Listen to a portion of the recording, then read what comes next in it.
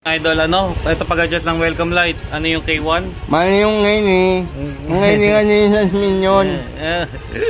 Hindi, basta yung K1, yan. K1, yan yung mga welcome lights. Diyan yung adjust, iba-iba. Hindi adjust. Diyan ka mamimili kung anong welcome lights yung pipiliin mo. Ayan, pwedeng ganyan, yan. Yan yung mga welcome lights na mode. Yan. So, yung K2 naman, single mode lang siya, dilaw. Yan lang. Ayan. Tapos pang ilaw ulit. Pwede naman yan. Ganon. May blink muna dalawa. Tapos pang ilaw ulit. Tapos sa K3, ang purpose ng K3, yung speed. Nyari yan, 'di ba? Yan oh. Mabagal siya, 'di ba? Bibilisan natin. Oh. Ayan oh, bibilis siya oh, 'di ba? Ang bilis. Yun. Anong purpose naman ito, yung sub area? Yung sub area, pag magse-set ka ng modes mo, kunyari punta ka muna dito. Once, kunyari, clinic mo yung left, syempre magkiklik na yung right. Ayan. Pag nag-blink na ganyan yan, yun na yung purpose nun. Ikaw na mamimili. Ito lang gagana kung anong modes gusto mo dito.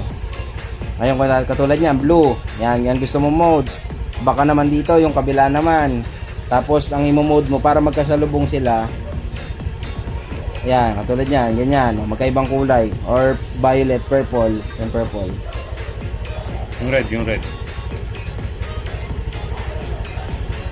Yan. Wait lang, hanapin natin yung kamukha niya talaga. Ayan.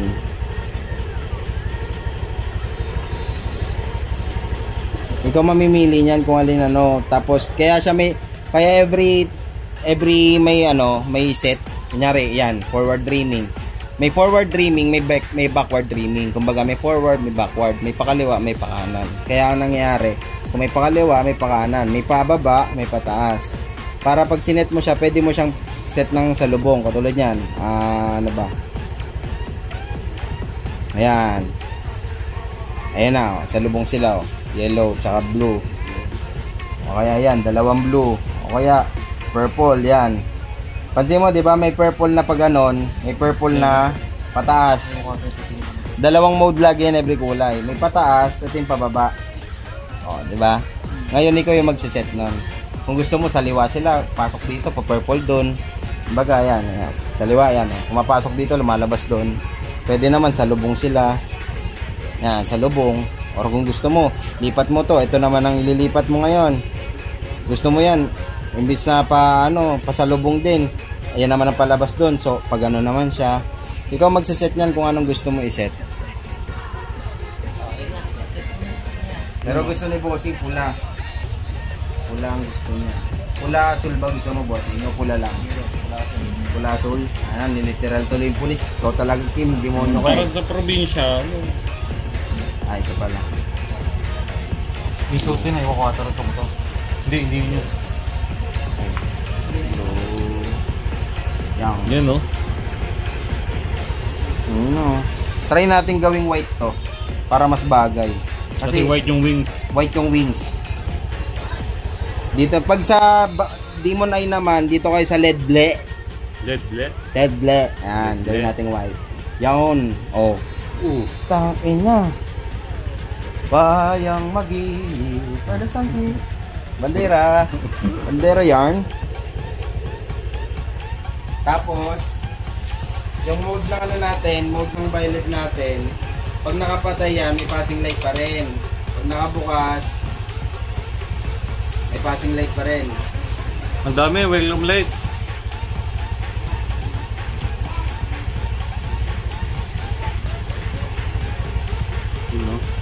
Ayan yan. Salubong na blue, tsaka red na yung sunod yan. Pakang! Blue red, labas na. Passing light din, may violet. Diba? Tapos low beam, may violet, may passing pa din yan. Tapos high beam. Ay, nakikita niyo mo. Bukas na bossing ko. Bukas na yung busina.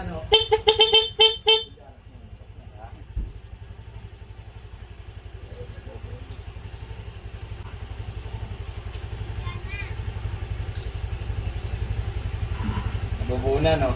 At-charge na siya eh. Kakargahan yung battery. Ay, may dati. Kanina pa nakastart eh. Ay, sorry. Okay na yung sa Byled. Ngayon, pakita namin sa inyo kung paano namin ini-install yung mismong harness na built-in namin. Para meron po tayong ka-transparency dito kasi mamamaya sabihin nyo, baboy pag binibuild eh.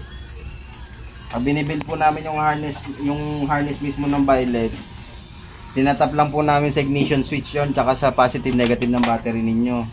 Hindi po kami nagtatap kung saan na.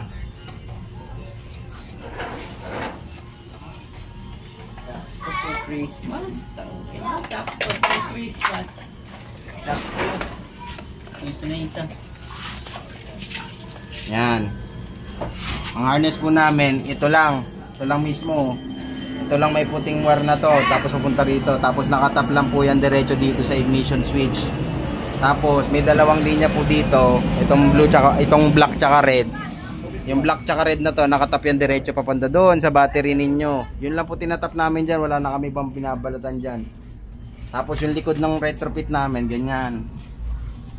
Ganyan lang kasimple, may fan, walang butas, tapos diretso sa socket. Simple, pero malinis. Pwede nga kayo na lang mag-install eh. Hirapan nyo pa ako.